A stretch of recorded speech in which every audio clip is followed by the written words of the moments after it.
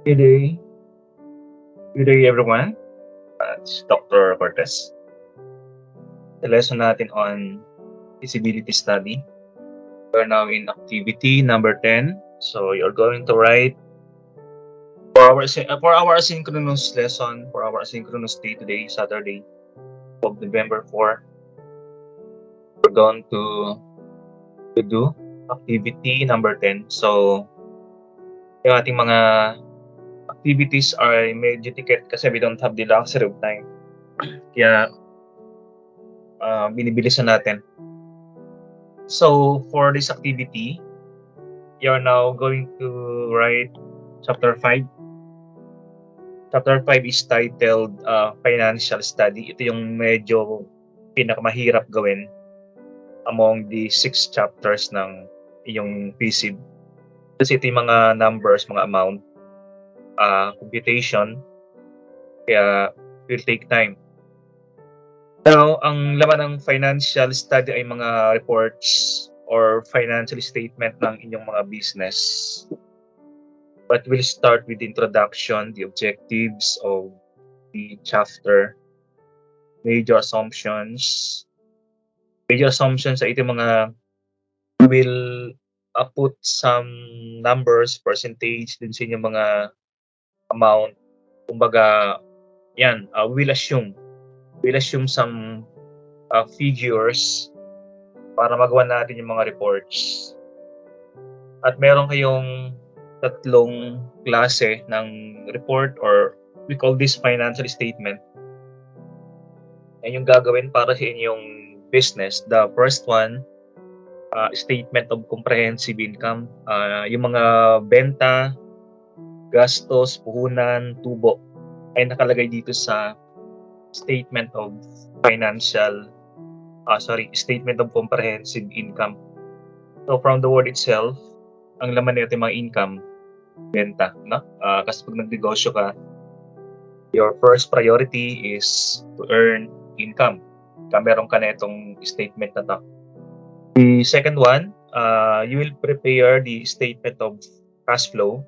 Ito naman ay yung mga sources of cash and uses of cash sa iyong business.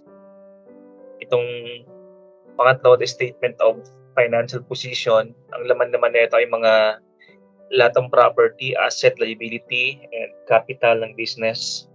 Dito natin ilalagay, dito natin susulat sa statement of financial position. So, given the background of the chapter, so ito yung unang sulatin nyo. You will write the chapter title, financial study.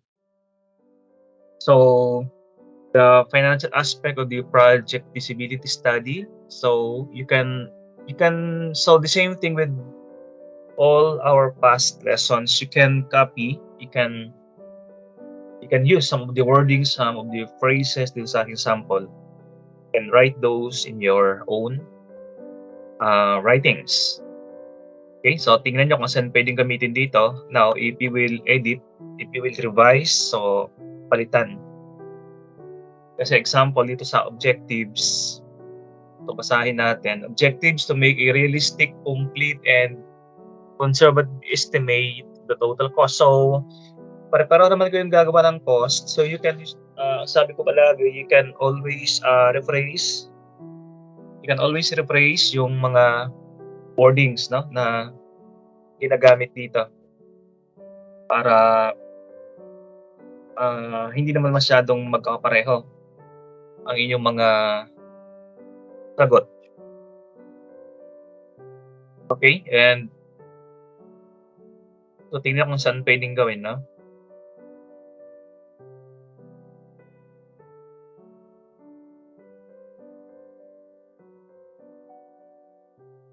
So dito naman sa major assumptions, itong sinasabi ko kanina, we will assume some figures para magawa natin. So you can make your own assumption. Example, the suggested selling price and unit cost will come from your computed in activity 6. Yung, di ba sa activity 6 or sa past activity natin, if you can recall, nag-compute kayo ng unit cost or magkano puhunan bawat isang product nyo. And based on that, nag-compute din kayo ng inyong selling price. Ito yung nagdagdag kayo ng markup, di ba? Para ma-compute ang selling price ng isang unit o isang piraso ng yung product, no? Now, the unit to be sold will come from your annual demand. Sa inyo namang activity, past activity, we also computed yung annual demand. Ibig sabihin, sa isang taon, ilan yung bibili. Okay, so given this two, na-compute na natin kung magkano isang piraso, na-compute na rin natin kung ilan ang magbibili. So we will now compute kung magkano ang inyong revenue or benta sa loob ng isang taon. Di ba? Basically, ang inyong benta ay kung ilang pirasong naibenta multiplied by the selling price, no? So, kuha nyo ang inyong annual revenue. For example, ang annual demand based sa past activity, kunwari, ang annual demand nyo ay 123,000 units, no? You computed this one. Compute na ang annual demand sa past activity natin. Example, 123,000 multiplied by the USP. Compute na rin to sa ating past activity. USP is the unit selling price, no? Example, 23.50 pesos. So meron ka ng 123,000 multiplied by the unit selling price na 23, you will have your annual sales na 2,890,500. Yan ang inyong annual sales or benta mo sa loob ng isang taon. Okay? Then yung cost of sales ay 123,000 multiplied again by 17.50. Itong 17.50 na puhunan per unit, per peraso ay na-compute na rin to sa past lesson natin. Okay? So basically, ang puhunan ay 17.50 bawat isang peraso. Ang benta ng isa ay 23.50. Yan ang ibig sabihin niya, no? So ang puhunan nyo, pag minultiply, 123,000 units multiplied by the 17 pesos and 50 cents. Okay, so that is 2,152,500. Okay, yan ang benta nyo. Then, sales increase by 5%. Ito assumption din natin to, no? Kunwari, yung inyong benta ay mag-increase ng 5% bawat taon.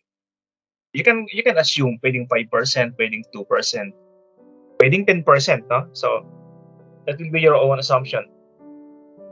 Then, depreciation method natin na ginagamit ay yung straight line method. So, past lesson natin, na-discuss din natin paano natin dito ino-compute ang depreciation.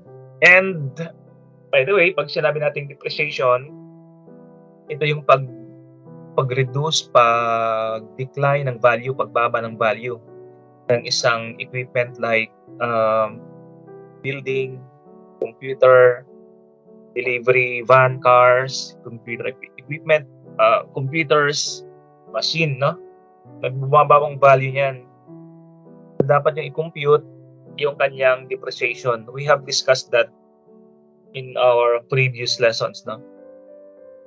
The next assumption, VAT is value-added tax. Nagbabayad ka ng VAT, no?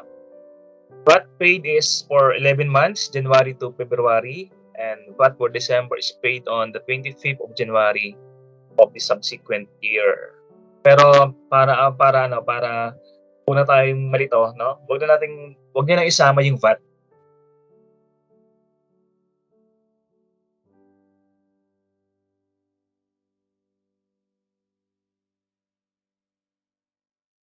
Kunwari, assumption natin, hindi tayo nagbabayad ng VAT. It means we are VAT exempted.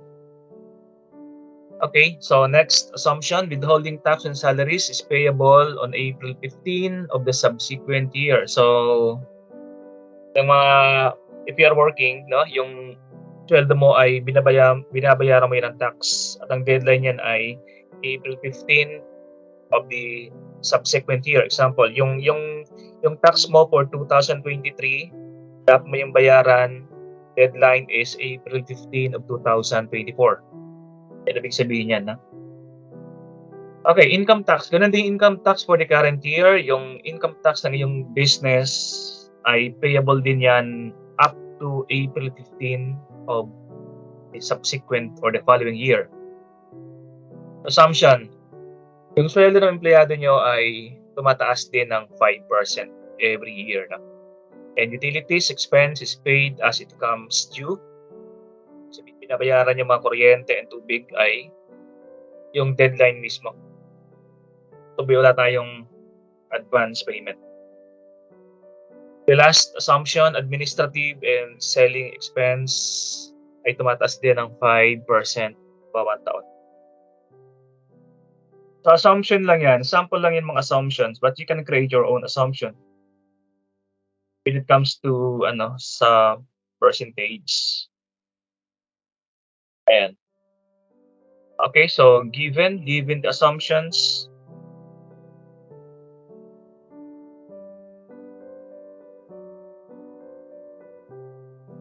let's go in how to write your statement.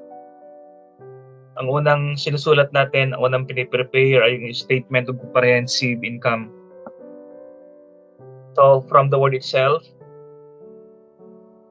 ang reason why we are into business ay we have to earn profit or we have to earn income. Yan ang reason. Kaya yung ating unang statement na gagawin ay itong statement of comprehensive income. So the same format, no? You have 6 columns. Yung unang column ay yung mga pangalan ng mga accounts, mga account titles ang tawag natin dyan, net sales, cost of goods sold, hanggang net income. Those are the account titles, no? Then second column hanggang 5th column, ito yung mga taon. So ang usapan natin, kung ngayon ay 2023, ang inyong business ay umpisahan nyo sa 2024, no? So lahat tayo ay mag-umpisa mag-business sa January 1, 2024. Right? So ang unang taon, ang unang column dito ay 2024. So instead of 2011, palagay dito ay 2024, 2025, 26, 27, 28. We're going to create our comprehensive income analysis from 2024 hanggang 2028. So tinitingnan natin, sa susunod na 5 taon ay mayroon ba tayong kikitain. Kaya nga, nagano tayo, di ba? Gumagawa ng feasibility study. For the next 5 years, mayroon bang growth yung business? Pag wala kasi, so hindi feasible. So there's no reason in preparing your feasibility study. Okay, so meron ka ng 5 columns for those years starting 2024, January 1, 2024. Ang unang row ay yung benta. Kasi pag ikaw ay if you want to earn income, if you want to earn net income, magbebenta ka muna. So that is sales, no? The net sales of the company. So, saan ang galing? Example, ang sales niya sa 2011 ay 6,663,000. So, saan ang galing to? Yung yung diniscuss natin kanina, that you can compute your net sales or revenue, you multiply your annual demand. Okay? Kung ilan bibili sa'yo, your annual demand, multiplied by the unit selling price or the suggested retail price. Na-compute na yan. Sa ating past activity na compute na yan, di ba? So, you're going to multiply, then yung product niya, yun ang net sales, no? Yung nakalagay dito. In this sample, 6,663,960. Okay? Then, for 2011, Ang assumption kasi natin sa task kanina, if you can recall, ang assumption natin, ang ating net sales daw ay mag-increase ng 5% bawat taon. Okay? So, ang gagawin nyo, kung na-compute ng 2011, yung 2012 ay madali na i-compute kasi magdadagdag ka lang ng 5%. Okay? So, compute natin. Sabay-sabay tayo. 6,663,960. Dagdagan natin ng 5%. Ang sagot ay 6,997,158. Sa 2013, ganun din. Magdadagdag ka ulit ng 5%. So, ganun pag-compute, no? Okay. So, madaling compute yung net sales na dire-diretso na yan. Basta alam nyo paano pag-compute ng 2011 at dire-diretso na yan, no? Dagdag ka lang nagdagdag ng 5%. Kasi yun ang ating assumption. Okay, for cost of goods sold, ito yung puhunan. So, paano compute? So, yung ating sample sa taas, no? Yung puhunan per unit ay multiply mo rin doon sa iyong annual demand. Yan. So, dito sa cost of goods sold dito, annual demand multiplied by the unit cost, no? So, wag yung balito ha, kasi na-compute nyo na yung unit cost nyo. So, gagamitin nyo ngayon yan, no? Okay, so sa sample natin, ang kanyang cost of goods sold or puhunan ay 3,492,295. Okay, so 3,492,295. Okay. Tingnan natin, 3,492,295.40. Ang cost of goods sold guys, alam nyo na paano pag-compute yan. Basta meron kayong annual demand, i-multiply yan dun sa unit cost nyo na na-compute nyo previously sa ating past activity. 3,492,295.40. Okay? So, dagdagan mo ulit yan ng 5% at mag-compute nyo na ang cost of goods sold mo sa 2012. So, ganun din sa cost of goods sold, people, no? Magdadagdag ulit dyan ng 5%. Okay? Hanggang sa 2028.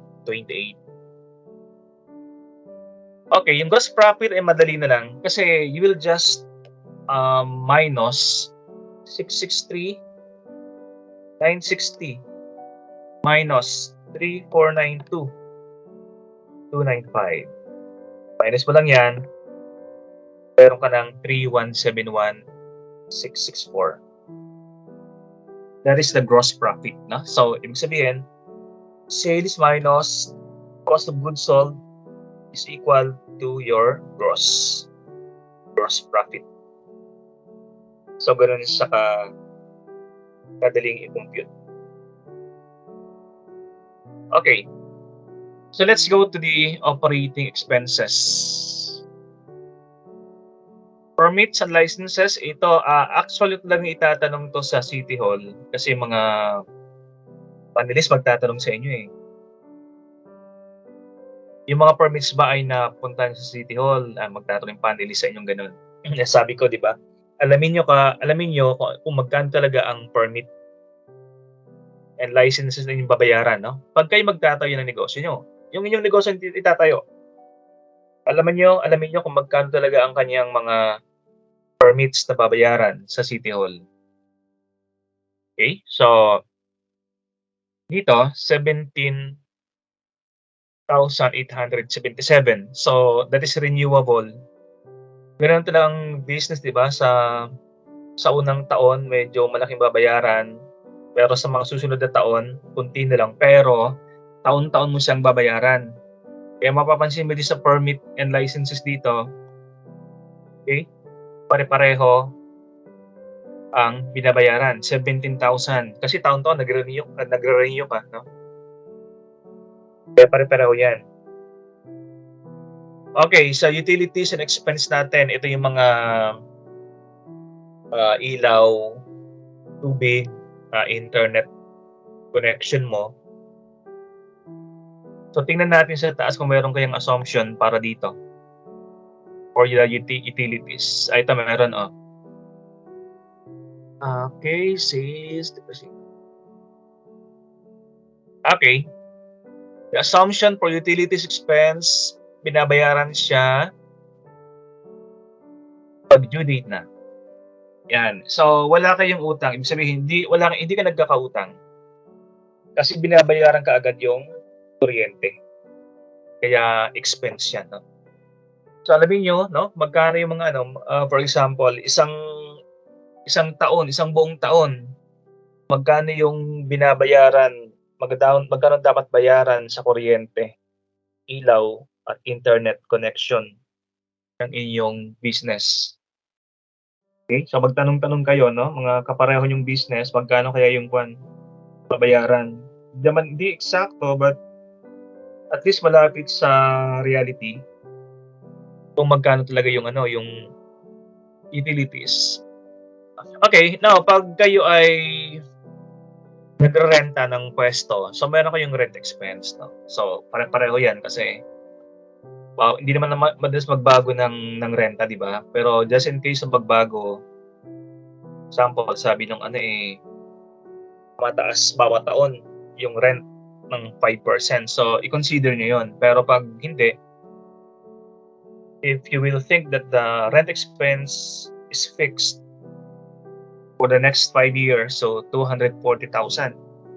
Sample natin, 240,000. Okay? And administrative and selling expenses, ito yung mga admin, example, yung sweldo ng secretary, pag meron kayong binabayarang mga yung pag nagbebenta, example, advertising expenses. So, ang administrative, ito yung mga gastos sa loob ng opisina. Samantala yung selling expenses, mga gastos sa pag-advertise ng inyong product. Okay? And don't forget yung salaries and wages.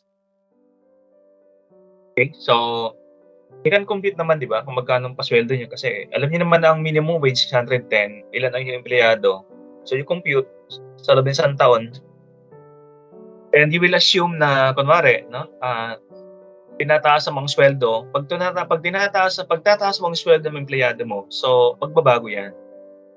Or if you will expect that merong additional na employee sa next year, so magbabago talaga to. Pero pag wala kang dagdag na empleyado, so next 3 years siguro para pareho yung sweldo, no? Okay? Pwede kang magdagdag, pwedeng hindi.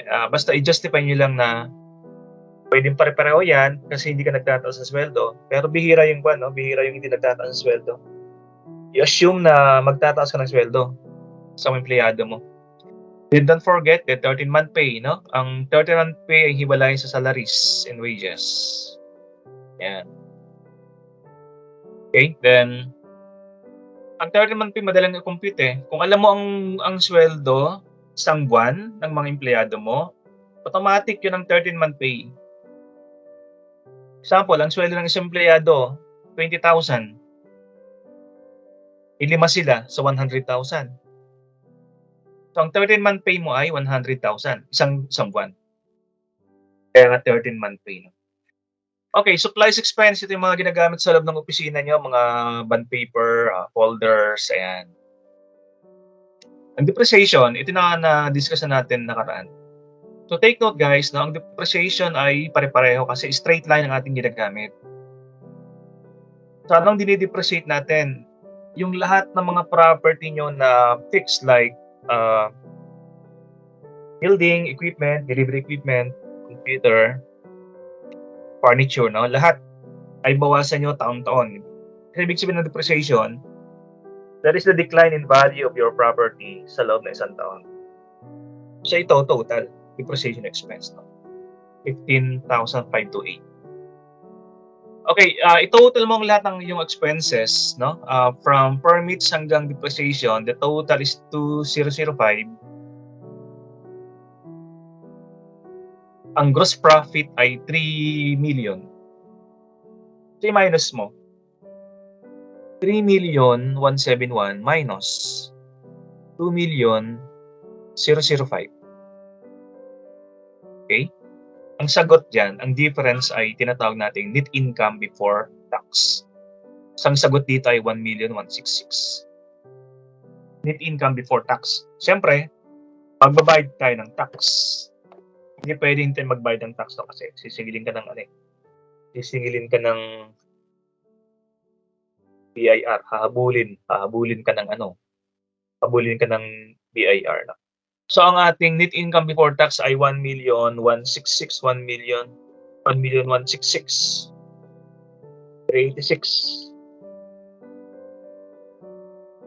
Okay? So ang tax natin ay 30%. Sabi ng BIR, no? 30% ang tax ng partnership tapos corporation. So, kaya ang sagot ditong income tax ay 349,915. That is 30% ng 1,166,000.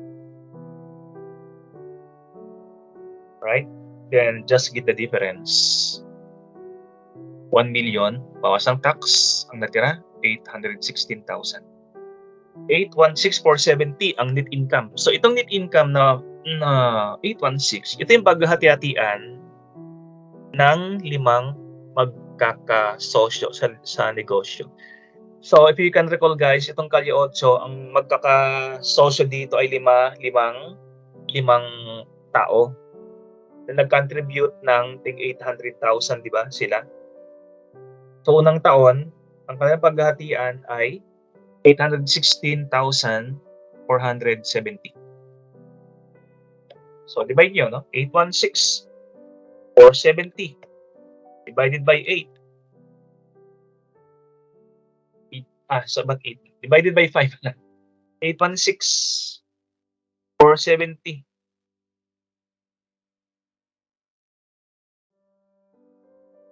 Divided by 5. So, tig 163,294.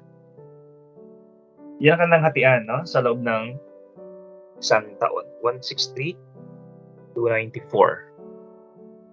Okay, yan ang ganun paggawa ng statement of income. Comprehensive income. So, ang next yung ipiprepare ay yung statement of cash flow.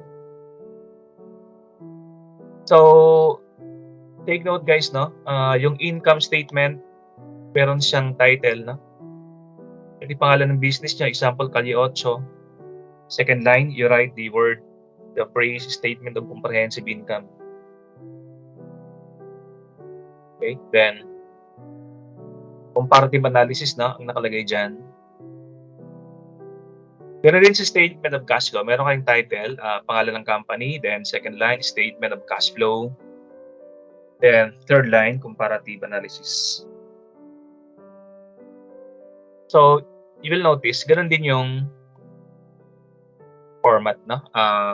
Meron siyang 6 columns. First column, nakalagay yung mga title ng mga accounts. Second column, ganun din, 2024 hanggang 2028. Kasi we are comparing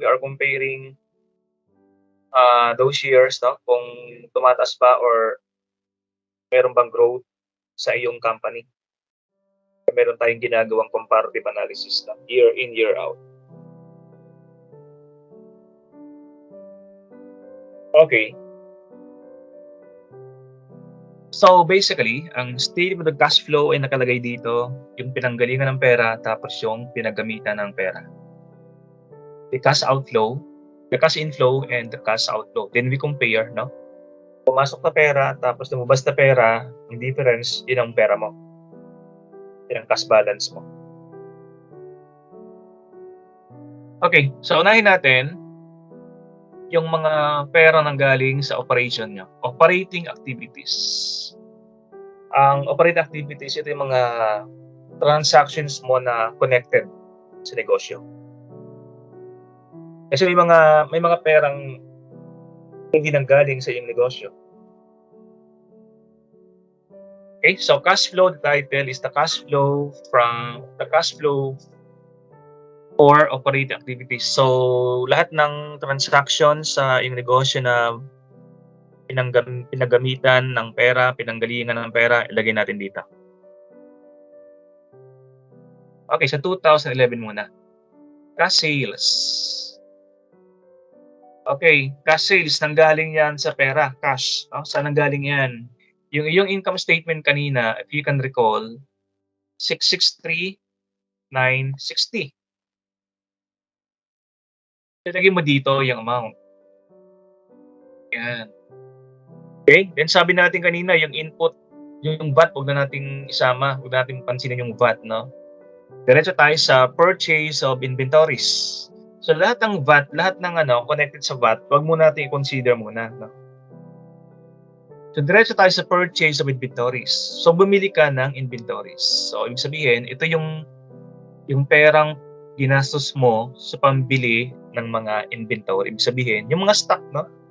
Mga stock na iyong bibilhin sa labas, na yung ibibenta, yan ang inventory. Right? Kasi bumili ka sa Divisoria, magkano? 10 pesos. Binenta mo sa Fairview, magkano? 15 pesos. O yung 10 pesos doon ang purchase of inventories. 4406645. No? Then, payment. So, ito nakalagay dito guys, no? Lahat ng payment, binayaran mo yan. Example, payment, bumili ka ng supplies sa 1115. Okay, nandun ba yun sa supplies? Ayan, 1115. Supplies mo. So, nilagay mo yan dito. Sa supplies, 1115. Okay? Diba? Payment of purchase inventories, 4406.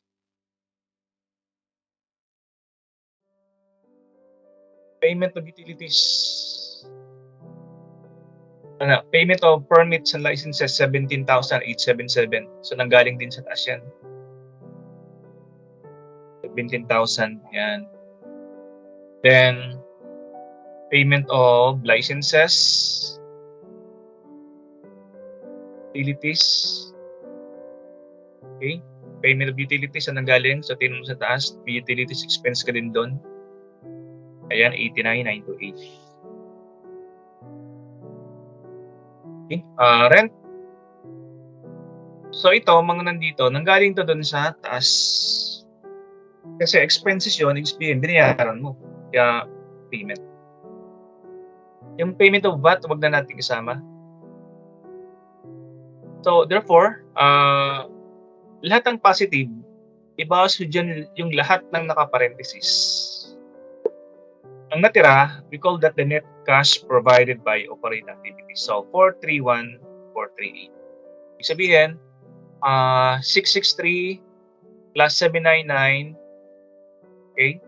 Tapos ibawas ang lahat ng nakaparenthesis para makuha yung net cash provided by operating activities, 431,438. Okay, purchase of machineries and equipment, 70,569. Ito yung pinambili mo ng mga, pag bumili ka ng equipment, yan, and machineries, ilagay mo dyan. So, 70,569. Tingnan natin kung meron silang 70,569. Okay, wala. Kasi hindi sa expense, no? Basta dito, ilagay mo dito, no? Kung bumili kayo, kasi pansin nyo sa unang taon, sa 2024, bumili ng equipment. Kasi yan ang first year of operation mo, 70. Pero sa mga succeeding years, wala ka nang binili na equipment. Kasi isang beses lang naman talaga bibili ng equipment, di ba? Yan. So, purchase of furniture and fixture, 435. Ito yung mga, so for example, sofa tables, lagay mo dyan. Now, pag meron kang resto, lahat ng utensils, ilagay mo dito. Okay? So, 431 minus 70 minus 4,035 minus 337. Ang sagot ay hindi pala to. Ano pala to? Ito naman sa investing activities. Take note guys, no? Hinati natin yung cash flow. ang unang pinakita natin ay yung mga pera na nanggaling sa operation. Net cash coming from operating activities. Ang sagot natin ay 4,318. Yan, no? Okay, now, meron ka rin pinagagastusan na hindi naman kasama sa operation. Ito naman yung cash flow for investing activities. No? So, lahat ng na binili mong equipment ay ilagay mo dito sa ilalim ng cash flow for investing activities. Bumili ng machine, bumili ng furniture, bumili ng utensils. Pag tinotal mo yung tatlong yan, ang sagot ay 77,641. 75. Yung pangalawa, no? Cash flow coming from investing. Now, meron pang pangatlo. Ito naman yung cash flow na galing naman sa financing activities. Pag nangutang ka, ganun. Nangutang ka sa bangko or nag-invest yung partner, kasama dito sa net cash for financing. Okay, so yung lahat ng investment ng partner, example, dito sa sample natin na to, lima sila magkakasosyo, di ba?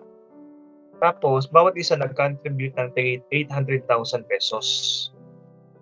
Kaya meron silang 4 million na investment ng partner.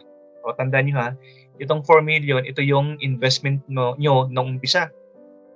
Example, 5 kayo. Nag-contribute ng 800,000 pesos. Multiply 800,000 by 5. So, 4 million. Ang sagot dyan.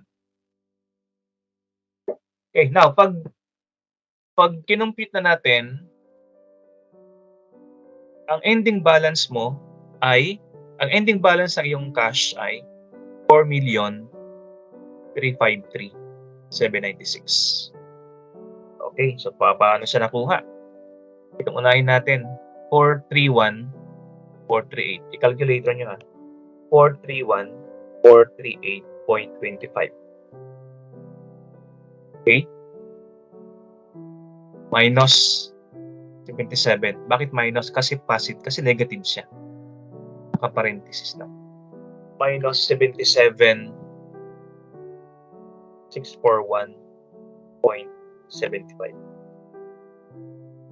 Okay? Plus 4 million. Bakit plus? Kasi hindi siya naka-negative. So, plus 4 million. So, ang iyong cash balance ay 4,353,796.50. Pag may pera ka nung umpisa, that is your beginning balance. So, pero sa 2024, wala kang pera nung umpisa kasi kaka-umpisa mo pala ng business sa 2024. No? So, blanco tong beginning balance ng cash. Ang ending balance mo ng 2024, sabihin, yung pera mong natitira noong 2024 ay 4,353,796. Yan ibig sabihin ng ending balance of your cash for 2024. Okay? That is 2024. Now, lipat tayo sa 2025. O guys, ginagamit yung 2025 kasi ito yung gagamitin yung taon, hindi itong 2011, di ba? So ito, instead of 2011, 2024 nakalagay dyan. Instead of 2012, 2025 ang nakalagay dyan. Okay, lipat tayo sa 2025. Okay, itong 6,997 saan nanggaling? Din sa inyong income statement sa taas, 6,997. O, tingnan nyo ha. 6,997,158. So, yan nakalagay dito. Okay? O, i-blanco ulit natin yung, yung output. Yung purchase and inventories, ganun din. Ito yung mga cost ng mga paninda na binili nyo, puhunan. So, payment of supplies, ganun din. Titingnan sa taas, no? Kung saan nanggaling. Kasi pareho lang naman yan.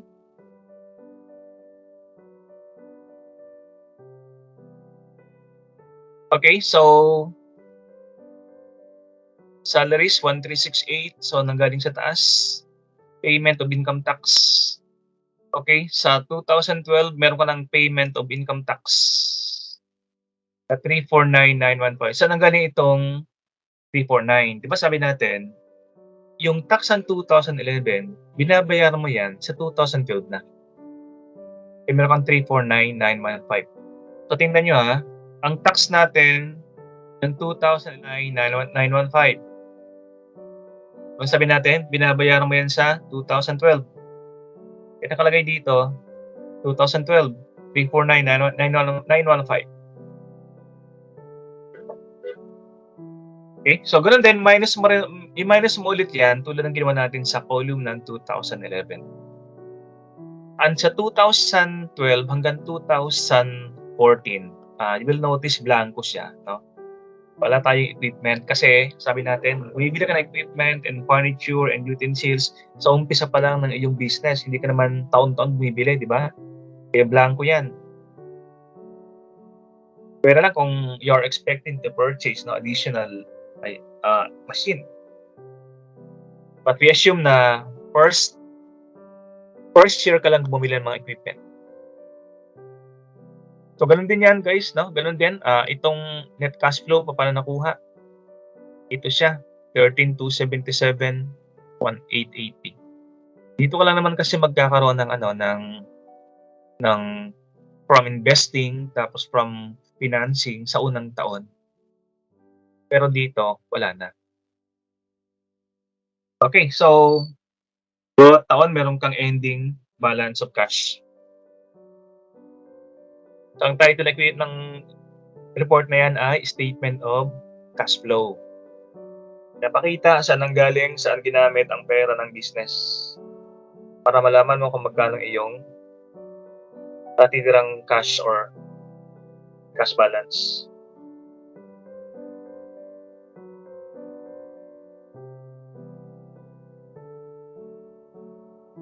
Okay, the next statement na i-prepare, this is the last one, ay statement of financial position. So, ganun din yung format. Meron sa pangalan ng iyong business sa taas. Then, second line, the statement of financial position. Then, comparative analysis. Then, din ulit siyang 6 na columns. 2024, 25, 26, 27, 28. Okay, guys. Basically, ang statement of financial position, pinapakita niyan ang lahat ng property ng business, lahat ng liability ng business, lahat ng capital, or yung share ng owners doon sa business.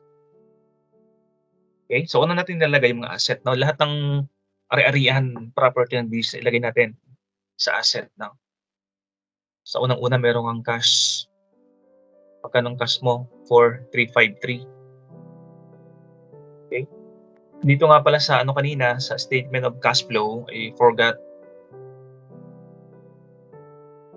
Yung ending cash balance mo, noong 2011, automatic ito magiging beginning balance mo noong 2012. Diba, ganito yan eh. Yung pera mo ngayong gabi ay 4,353,000. So automatic, bukas ng umaga, yung 4 million na yan ay yung pera ng umpisa. Ibig sabihin niya, itong 4,367,000. Automatic, ito na magiging pera mo sa umpisa ng susunod na taon. Kita nyo, 4,367. It becomes the beginning balance of next year. Right? And so on and so forth. Okay, so balik tayo sa ating statement of financial position. So magkano pera noong 2011? 4,353,000. 4,353,000. 2012, magkano? 4,367,000. Okay, so tandaan nyo kasi yung mga perang yan ang magiging cash nyo sa 2011. 4,353,000. Okay, o inventories, magkano? 914, 349. So, saan na ba yan? Purchase of inventories. Okay, sa 2011, ito guys, no, sa 11 to eh. Siyempre, bumili ka ng inventory ng 2011, pero magkano ang natira? Yan. Kasi ang inventory nakalagay dito, magkano natitira inventory? Sa'yo. Hindi ito yung binili mo kasi pag bibili ka, ginagamit mo yung iba dyan eh. So meron kang natitira. So natitira, yun ang nakalagay dito sa inventories sa comparative analysis mo. O tingnan nyo to Purchase of inventories. Bumili ka ng inventories. Ay, ito. Bumili inventory, 4,406,645. Yan ang binili mo. Purchase of inventory. Sa 4,406,000, ang iba dyan ay ginamit, ay naibenta na. So, merong natira. So, sa binili mong inventory na 4,406,000, ilan ang naibenta? Kita mo siya dito. Sa cost of goods sold. 3,492,295. Okay? O, kita nyo Bumili ka inventory, 4,406,000. Tapos, sa iba na ay naibenta na, 3,492,295. So, kunin mo yung difference ng dalawa, minus mo, ang sagot ay 914,350. Yung 914,350, yun ang ilalagay ko dito. Inventories. Okay? So, compare nyo Then, i-add mo yung dalawa. So, 4,353,000 plus 914, meron kang 5,268. Okay? Tapos, machineries and equipment, magkano yung kanilang value? Ang natitira ay 56,455. So, ganito naman yan. Ganito naman ang nangyari dyan. For a while ka lang.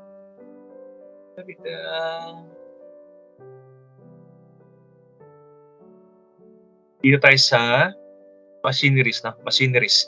Tatlong equipment to, no? Machineries, furniture, and utensils.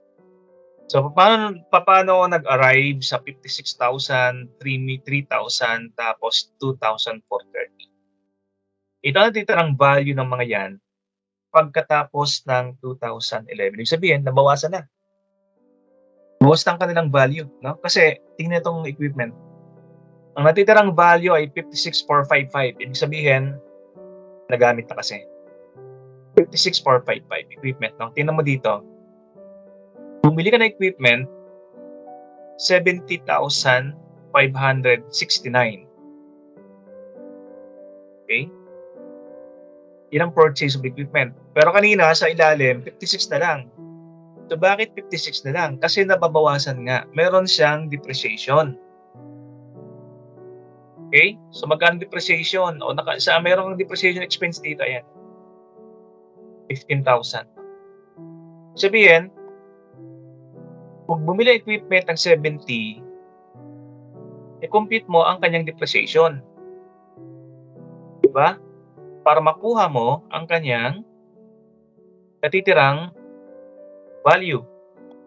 And how to compute? O di ba nag-compute na tayo ng depreciation? Tinuruan ko na kayo paano pag-compute ng depreciation expense, di ba? Straight line. Anong formula natin? Cost minus salvage value divided by estimated useful life. So, bawat taon, ang value ng equipment ay nababawasan. Kaya, ang kanyang value dito ay 56 na lang. Kasi pansin nyo yung equipment na binili natin ay 70,569.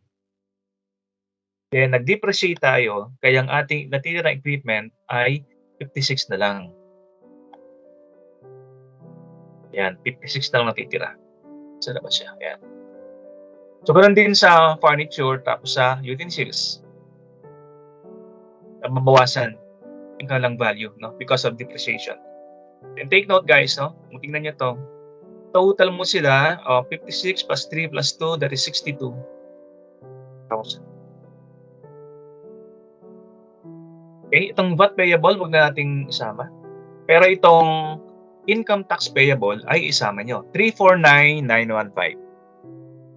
So, saan siya nanggaling? Yan yung inyong income tax. 349,915.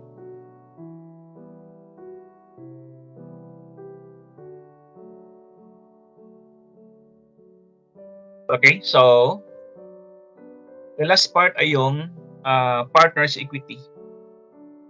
Ito yung ibig sabihin ng partner's equity, sa katapusan ng taon, magkano ang share ng bawat magkasosyo.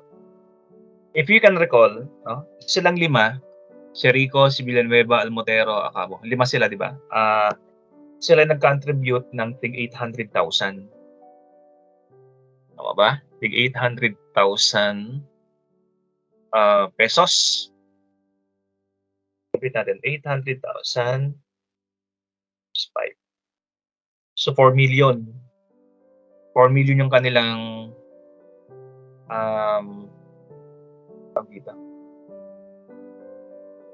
puhunan. Tig 800,000 sila. Bakit naging 963? Kasi siyempre, pag may negosyo ka, yung share mo dadagdagan. Kasi kumita ang business di ba? Tingnan ito ha.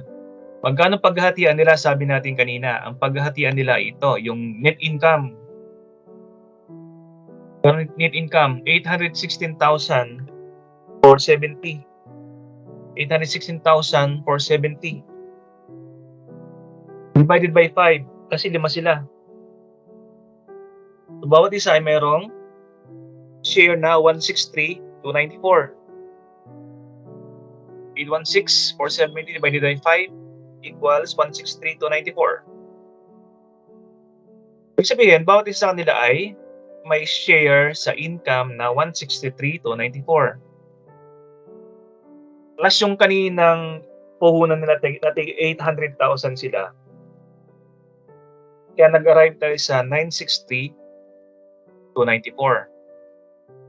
Okay, ano ko nito ha? Example, si Rico Hermosa. Ang kanyang puhunan ay 800,000. Tapos meron siyang share doon sa income na 163,294. So, i-add natin yung dalawa. So, lahat sila ay merong 963,294,000. Ang total partner's equity ito. Okay, tingnan ito guys ha. Ang asset natin ay 5,330,000. Ang ating total liabilities and partner's equity ay ganun din, 5,330,000. So para ma-check nyo na tama ang yung ginagawang statement of financial position, tingnan nyo palagi ito 5,330, 5,330, 6,288, 6,288. Kasi pag hindi magkapareho yan, may mali. May mali sa iyong computation. Okay, sa susunod na taon, bakit from 963 naging 136? Siyempre sa susunod na taon, meron silang paghahatian ulit, di ba? So dinagdagdag ulit. 963. Sa susunod na taon, meron silang pinaghatian ulit. Magkano pinaghatian nila na susunod na taon? Ito. 865. 865. 936. Ito. Paghatian ulit nila yan. Divided by 5 ulit. So, meron siyang tig 173 bawat isa. Okay? Yung 173,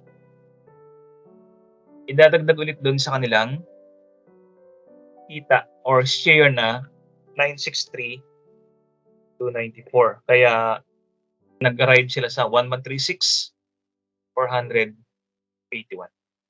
So kayo guys, bago magtanong, tingnan niyo muna kung paano kinompute itong mga figures na yan. Okay? Kasi baka tanong kagad ka, hindi nyo pa kinocompute, hindi mo tinitindi yung pinag-aralan, paano nakuha. So pag-aralan nyo muna, i-analyze nyo muna, paano nakuha yung mga amounts. Okay, so you're going to do this, and submission ng inyong statement ay November 10. madaling gawin to. Gumawa ka ng Excel, MS Excel workbook para madaling mo-compute. Okay, and until this time only, I hope that you got something from this lesson. Ating activity number 11. I'm going to upload this one. Okay, and until next time, guys. So thank you for listening. And this has been Dr. Cortez. Thank you. And magre-request lang sana ako if you can subscribe sa aking channel, Doc Oliver the Great TV. So, thank you in advance, guys. Bye-bye.